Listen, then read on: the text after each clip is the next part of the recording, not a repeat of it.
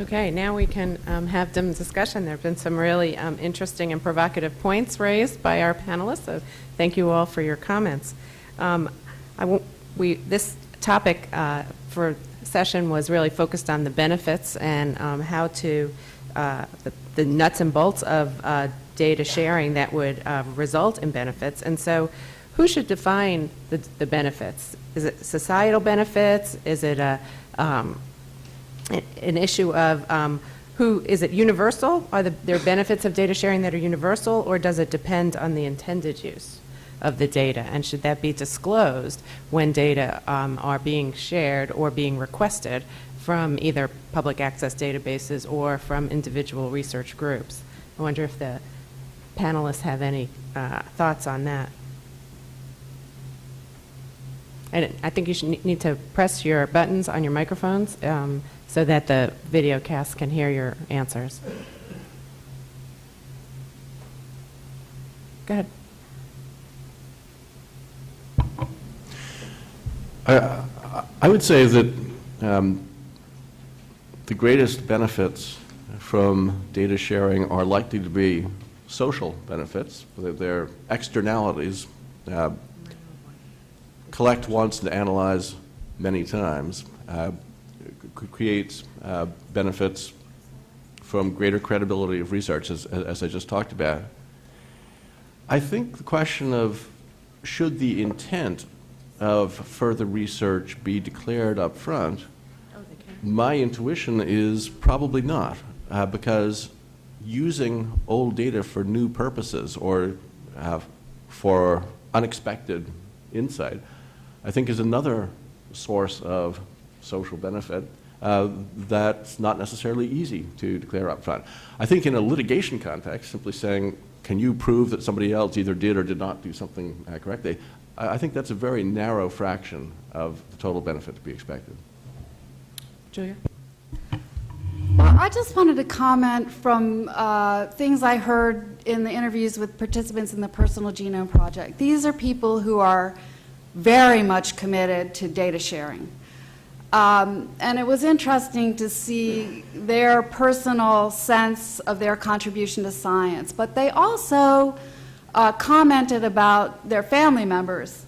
And their family members didn't necessarily share their perspective on the benefits. So in situations where the privacy of a research participant is at risk, you also have risks to people who actually did not consent.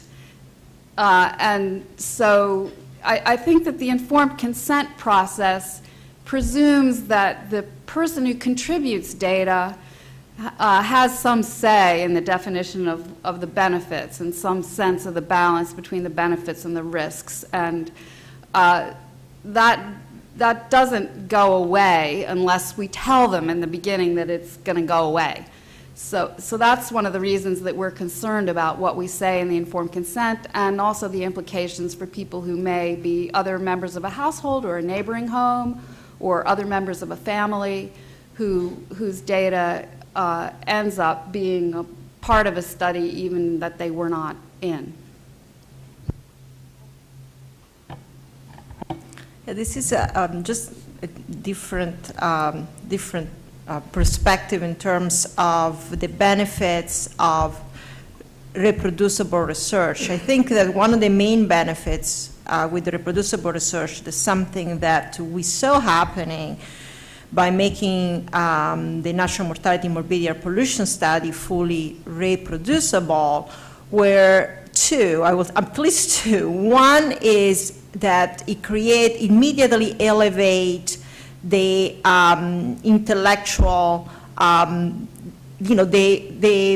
would say it elevates the level of discussion and the type of criticism that were made to the study, because all of the, I would say, small fire about that study that were really not issues that were completely put into bed, but just saying, just go on the website, download the data, everything is there. And so immediately elevate the scientific rigor of the type of discussion that we were having with other investigators. So I think that that is one of the main benefits, because then we are talking about important issue about whether or not these results are reproducible and valid, because clearly, you know, we are not analyzing a 2-by-2 table.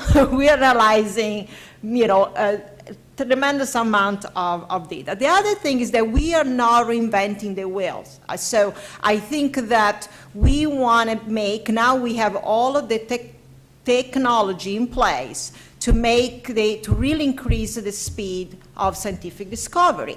And it seems silly to me that another investigator is going to start from, you know, what I started 6 years ago or 10 years ago, when instead he or she can start from where I left. But again, so there is really I say in my point of view, there is no disagreement about the tremendous amount of benefits of reproducible research. The question is whether we are placing the investigator in a position to make it possible and sustain it.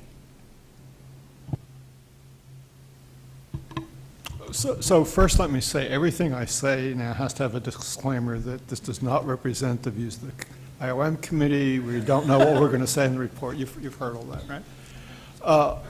So let me first start, but I agree with Tony Cox that most of the benefits are going to be societal and they're going to be externalities. But I do want to pick up on what Julie was talking about with benefits to the participants. And I'm going to get in focus on clinical trial participants. There's an ideal answer, a realistic answer, and a caveat. So the ideal answer is if you go back to the underpinnings of why do we allow people to enroll in randomized clinical trials. There's a consent, which is kind of an agreement between the research team and the participant, we used to call them subjects, that data will be collected, they will undergo risk, inconvenience, and the like, in order to answer a question in a way that contributes to generalizable knowledge is the term that, you know, we see in the regulation. So loosely interpreted, I think that means, you know, valid scientific results. If that's not going to happen, then can we really, with a straight face, say to future people enrolling in clinical trials that we need to know whether drugs are safe and effective, that you're going to contribute to science? The slides that one of you showed, the number of studies that can't be reproduced, can't be replicated, or never were published. How is that contributing in generalized? So the ideal is that people agree thinking that their data will be used for generalizable knowledge, and if it's not, are we living up to our side of it? That's the ideal. The reality of clinical trials is the consent. People don't know what they're consenting to. They sign it, and it probably never crossed their mind that wouldn't be published, couldn't be replicated. So to ascribe to people this noble altruistic imperative, I would love, you know, maybe we went to the same kindergarten, Tony. I'd like to think we all learned that, but I don't know if that's true.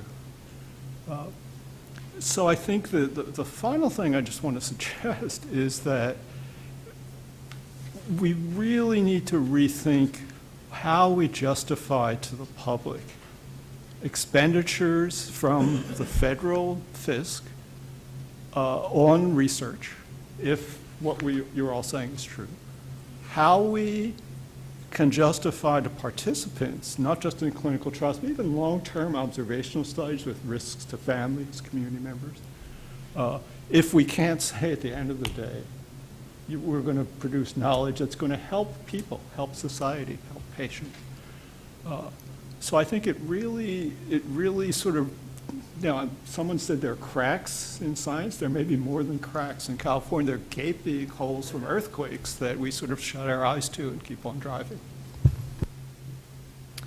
So I wanted to speak a little bit more about the reproducibility difficulties that have become very much in the light.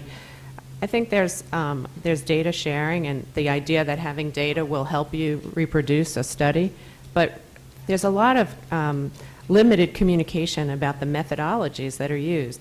the workshop and then the publications that came out in Science were really focusing on these preclinical studies, many of them laboratory-based and animal-based studies, where when you looked in the literature, the method sections were rather short and not very detailed, and then somebody else in their own laboratory was starting from scratch to try to replicate those studies.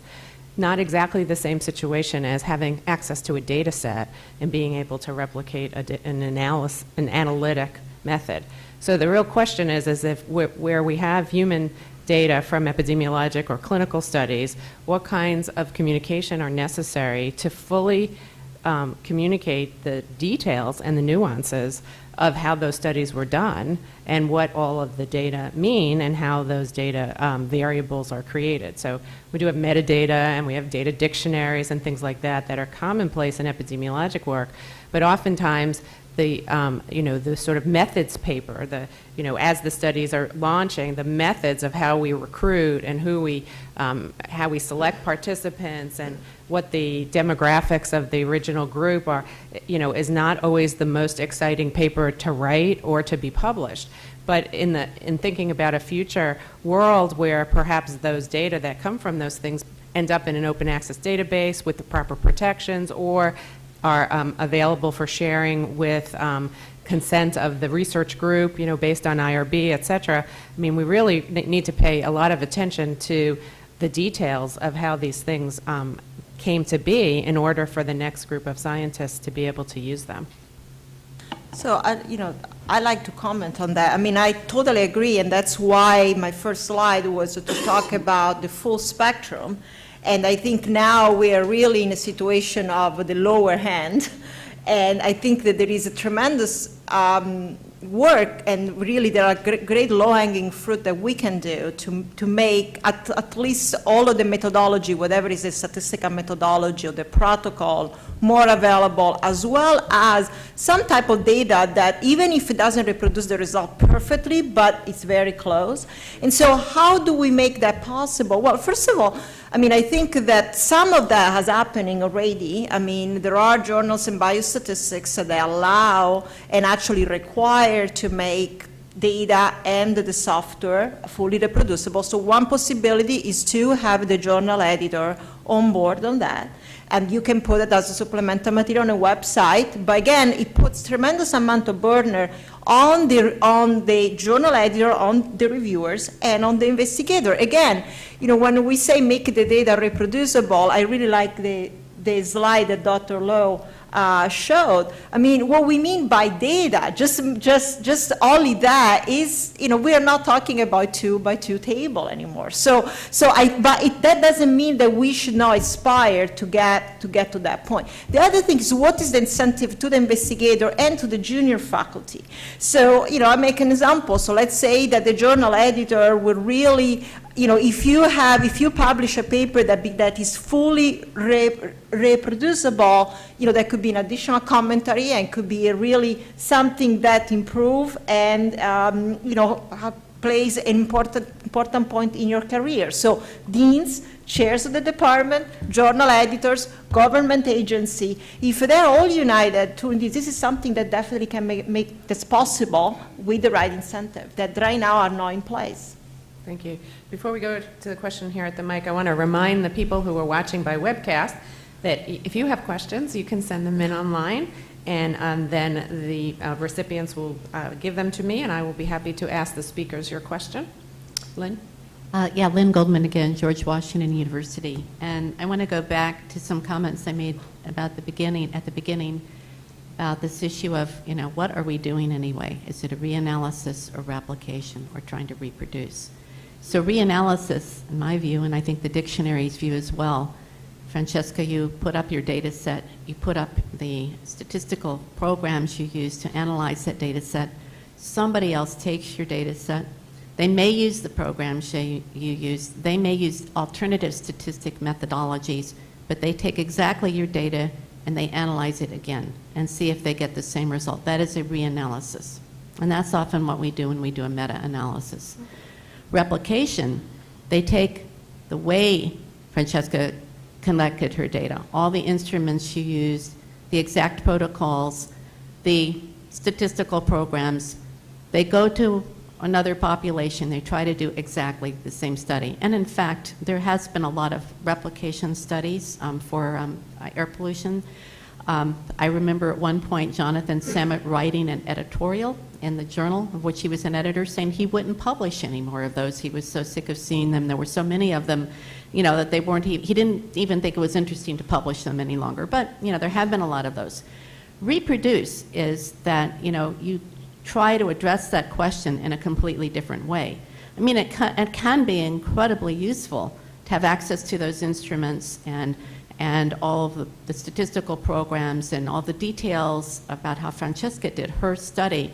But reproduce might mean that you come up with a different approach, and you try to get at that same question from a different angle. And most of us, when we're doing systematic reviews, honestly, we're more convinced that something's going on when we see reproducibility as well as replicability. I mean, a funny thing can happen when you think that you've replicated a study where you don't get the same response because you're in a different population.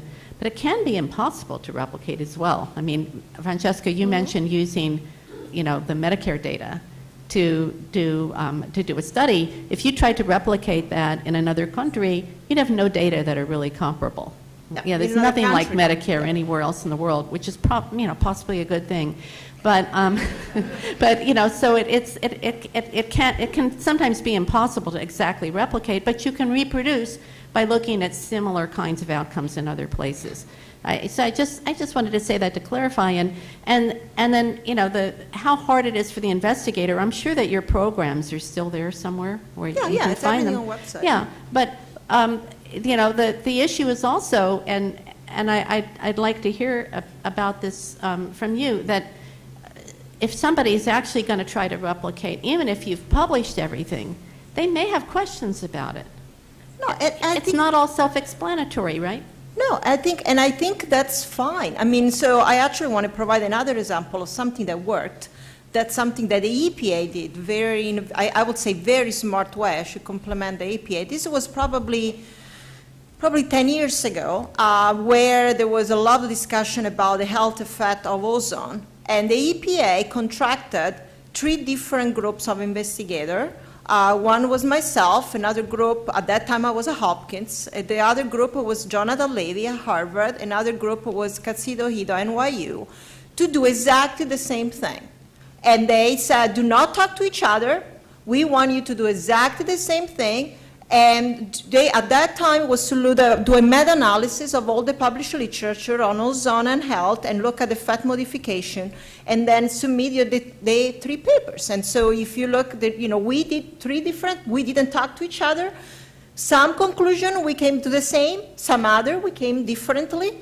There was a final editorial that, so that was very, I would say, very healthy. So again, there is some very controversial issue, then why don't we fund 3 different groups with the right academic credential and to do 3 different investigations and maybe look at exactly the same data, the same instrument, but put them in a position they can do so. And I think you're exactly right.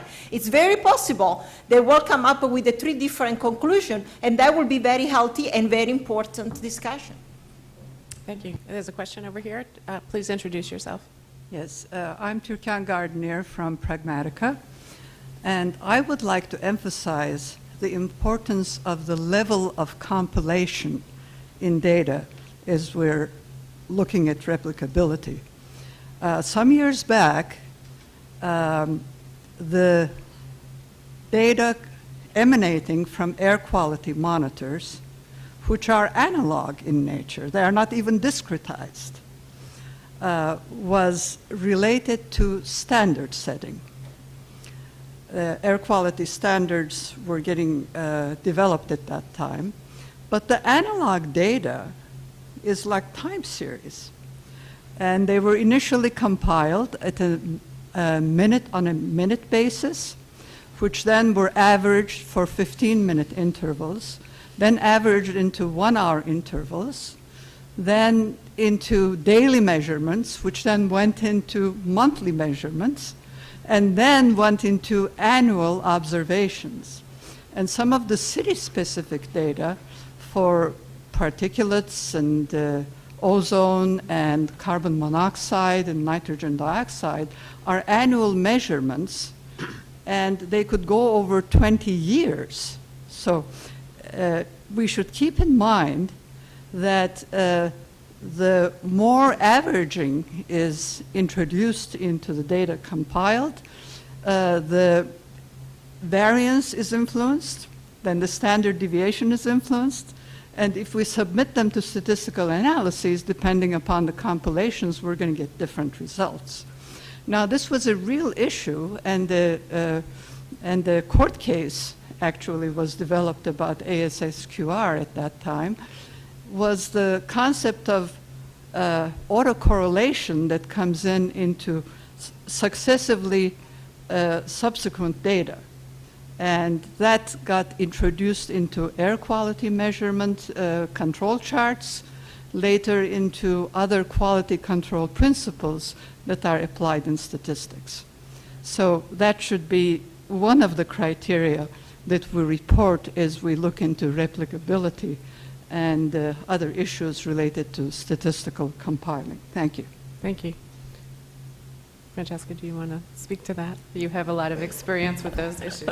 I don't want to monopolize the conversation, but no, I mean that's definitely true. So most of a lot of their pollution study rely on monitoring data that is collected from the Environmental Protection Agency, which kindly made available to everyone. And so there are two things. One is what is the protocol that goes from the raw data from the monitor to the data that is made available to all of the investigator, and that's something that is EPA responsibility to document. And then there is a second step, which how every investigator uses the public available air pollution data to conduct their own study. And so that goes back to the famous section that you write in the paper about your methods and approach, and that it's definitely true that decision about how you might aggregate the data might impact the results, but that particular decision can be made available, and that's something that if it's deemed important, that could definitely be requested. And again, the journal have a very strict word restriction, but if this is something important, can be said, a specifically protocol of how you went from the public available data to the data that was used for your study must be available in that website. And that's something that's actually very easy to do. Thanks. We have a question here at the mic. Alan Morrison, George Washington Law School.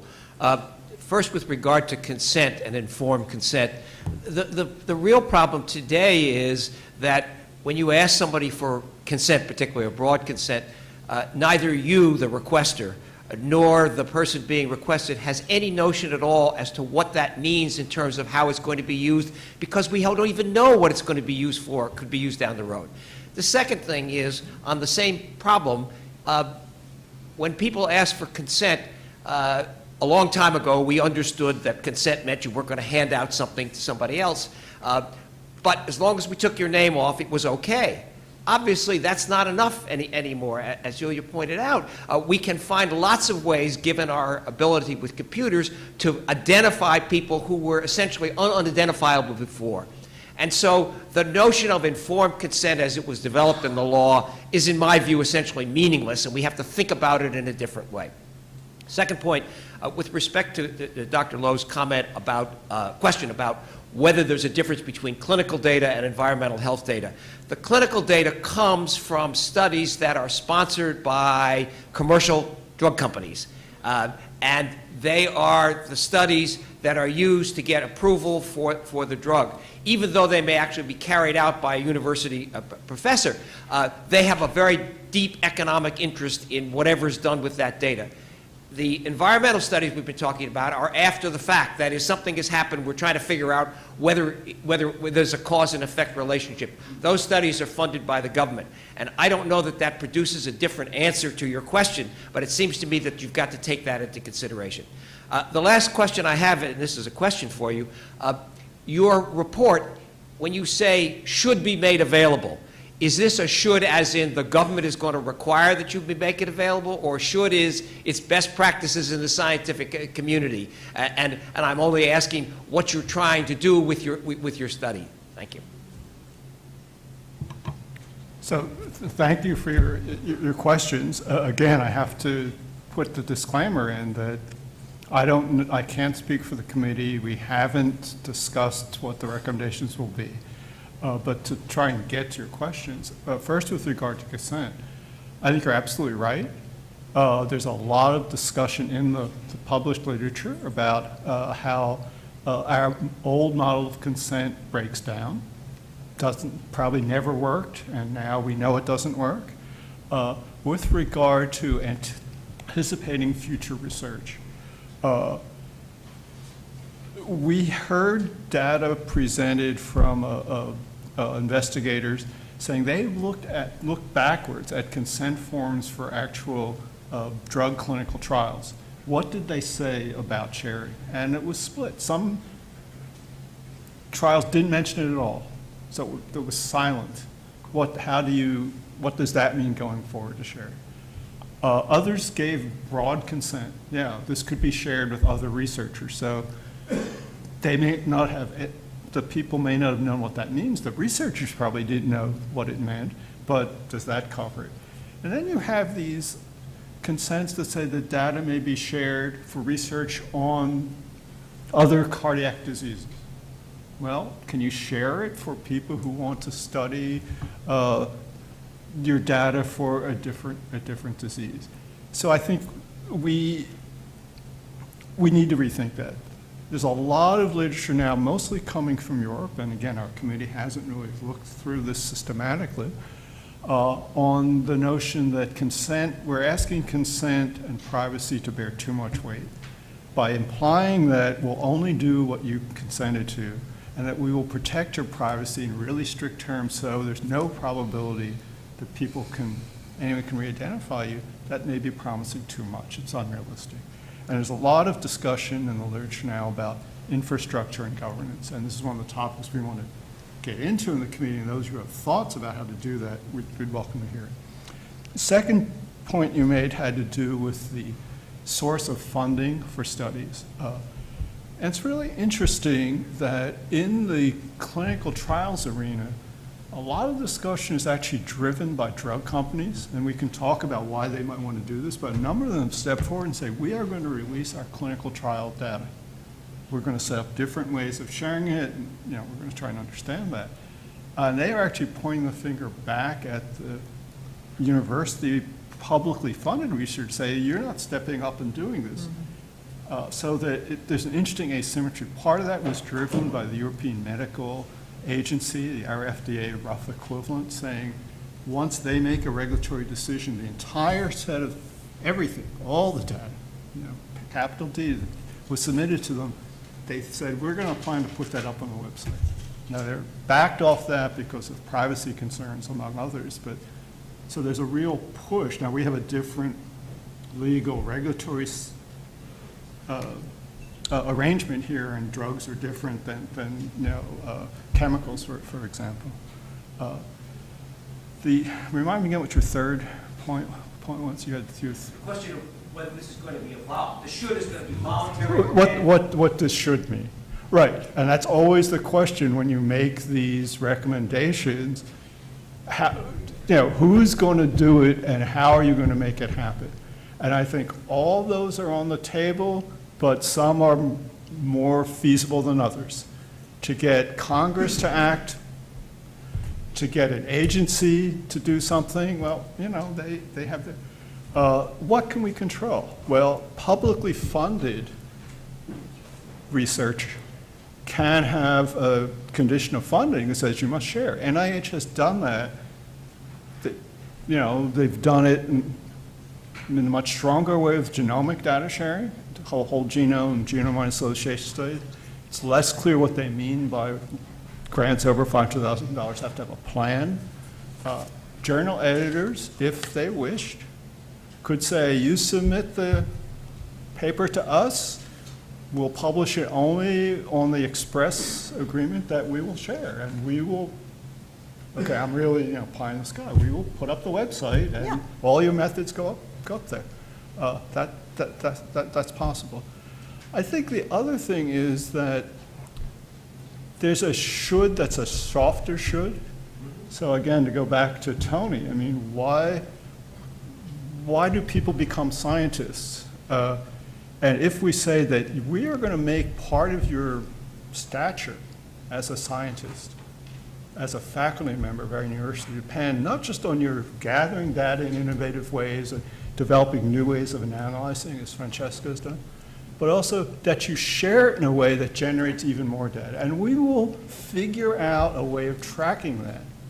So it's not just how many people used your data, but how many really interesting novel studies came out of that. So people are going to have to think of how do I put in metrics for not just sharing, but sharing in really positive, creative ways that really lead to new stuff. So perhaps the should could be part of what you expect of a faculty member to be promoted to that next level. So I think, a lot of you are policy people. It's not really my field, but it seems to me you have a range of options, and you sort of have to look at the options and decide which are going to work, which are easier to implement, which are long-term, what needs to be done to get there. But I would say it would make sense to have them all converge in the same direction. If we decide as a society, as a profession, that we want to share data, then there has to be, it seems to me, optimally there should be an alignment of all the sort of incentives, disincentives we work under, pushing towards that way. It's been, some have argued that now the incentives are the other way. A number of you have said that, when I was back at UCSF, like everyone else, I had data sets that I sure was hoping my postdocs and my residents, my junior faculty work on, and they got great results out of it because there were questions, we collected that data, wasn't really integral to our original research hypothesis, but boy, were we lucky we collected because we could just go back and relook at it. So all the above with inappropriate ways, time, and place. Okay, so I think Julie wants to make one brief comment. I'm just speaking for me, not for the committee. I couldn't agree more. Yeah, I just want to, said. there are a few people at the microphone, and I also have one more question, and we're going to end the session a little bit earlier so that we can take a break. We've been in this room for quite some time. So, Julia, if you could briefly make your comment, and then we can move on. I will be brief. I just want to say that we need to find some ways to incorporate the voices of vulnerable communities in these discussions about how to renegotiate data sharing. Native American communities, for example, have not been willing to think that universities own the data that they provided. And a history of abuse in studies in the past has led to difficulties in conducting research in some vulnerable communities. And we are going to need to solve those concerns in order to generate the data that we need to solve the major public health disparities that we see in the U.S. So this conversation is going to have to include community-based voices as well. Linda Birnbaum, NIEHS. I want to make 4 really quick points because we're running out of time. First of all, clinical studies are not only funded by industry, in fact, many of them are funded by the government or by other groups, that there are environmental studies, which you might not call them clinical, but they're clearly interventional. Could you talk better in the microphone? Sorry, they're clearly interventional. And in fact, where you may actually see a benefit to a community or to individuals by changing their environmental situation, and those studies are very important. The third thing is the Department of Health and Human Services is currently working on informed consent and is working on a proposed new rulemaking related to changes in the informed consent language, offering potential broader informed consent, but with the opportunities to go back to the participants to ask them each time you would want to use their samples for something else, are you okay with using this? And the fourth thing is just something really in response to something Tony said, which is where he talked about the concern with positive studies that may not be reproduced all the time. And I would just say that I have a great deal of concern about negative studies, which may be equally as important and maybe more important for public health if we have a false negative.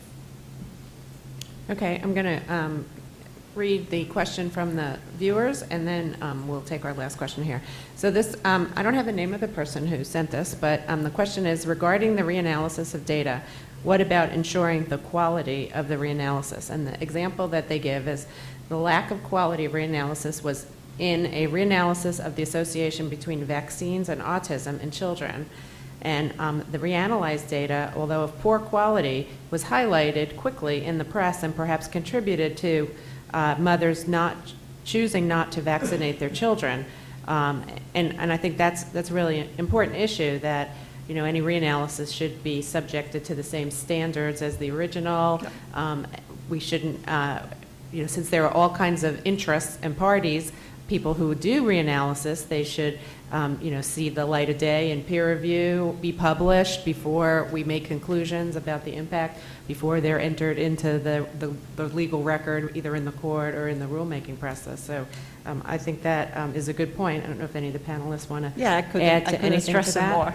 Tony, maybe a quick brief statement on that? Yeah. My perspective is that often the original analyses are not of very high quality. Hence the false positives, and it is predominantly, according to the sources I cited, false positives, not false negatives. Logically, both are important, but empirically, false positives are the problem. Yes, all analyses that are published should have to jump through the same hoops. I firmly agree with that. Well, I think they were inferring here that perhaps the reanalyzed data was not necessarily gone through the peer review, and maybe even some of it wasn't published, and they jumped to the translation and dissemination of findings before that step happened. And I think that's the press for you in a free society. Thank you. And maybe our last question here, if you can introduce yourself. Sure, I'm Al McGartland. I'm a panel member and from the Environmental Protection Agency. That last question from the web actually stole my question, I think. Or I was going to ask about the gray literature, because oftentimes in the course of policy development, or frankly just in the course of events, you'll see in the trade rags or others sort of this gray literature. So in a way, it's not published in an academic journal, but it's certainly circulated on the Hill, it's being cited in the press, et cetera.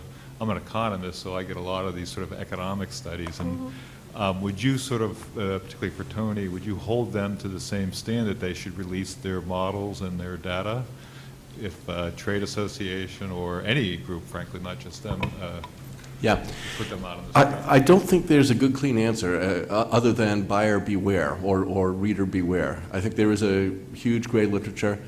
If we can fix up the most formal part of that, the peer-reviewed scientific journal component, and make that closer to the gold standard that we all want it to be, I think it will have increasing value compared to the gray literature. And ultimately, people are free to say anything they want, but not everybody's free to say something in a peer-reviewed published journal.